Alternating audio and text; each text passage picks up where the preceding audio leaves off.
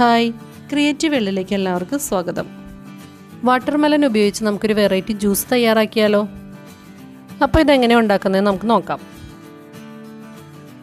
ഇതിനായിട്ട് കുറച്ച് വാട്ടർമെലൺ ചെറുതായി മുറിച്ച് ഇതുപോലെ എടുത്തു വെച്ചിട്ടുണ്ട്. നമുക്കിനി ഇത് ഒരു മിക്സിയുടെ ജാറിലേക്ക് ഇട്ട് കൊടുക്കാം. ഇനി ഇതിലേക്ക് കുറച്ച് പുതിനയില ചേർത്ത് കൊടുക്കാം.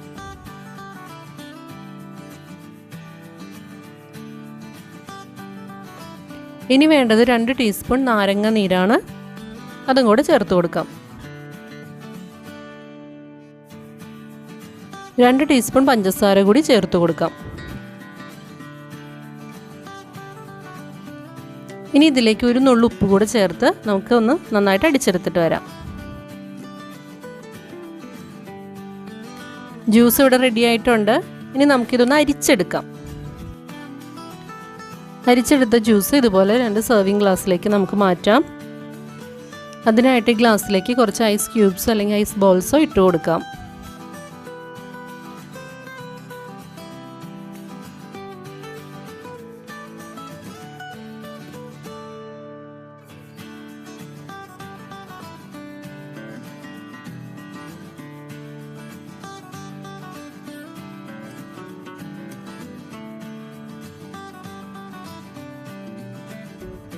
ഇനി ഇതിലേക്ക് ചെറിയ കഷ്ണങ്ങളായി മുറിച്ച് വെച്ചിരിക്കുന്ന കുറച്ച് വാട്ടർമെലൺ കൂടി ചേർത്ത് കൊടുക്കാം.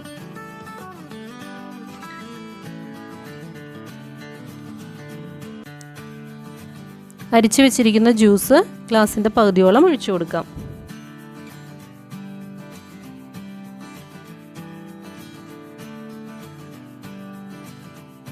ഇനി ഇതിലേക്ക് കുറച്ച് സോഡ കൂടി ചേർക്കാം. പ്ലെയിൻ സോഡയാണ് ഞാൻ ചേർത്തിരിക്കുന്നത്.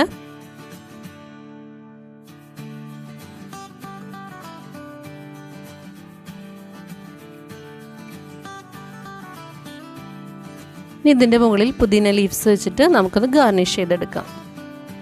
നമ്മുടെ വാട്ടർമെലൺ ജ്യൂസ് ഇവിടെ റെഡി ആയിട്ടുണ്ട്. വളരെ ഈസി ആയിട്ട് ഉണ്ടാക്കാൻ പറ്റുന്ന റെസിപ്പിയാണ്. അപ്പോൾ എല്ലാവരും ഒന്ന് ട്രൈ ചെയ്യൂ. താങ്ക്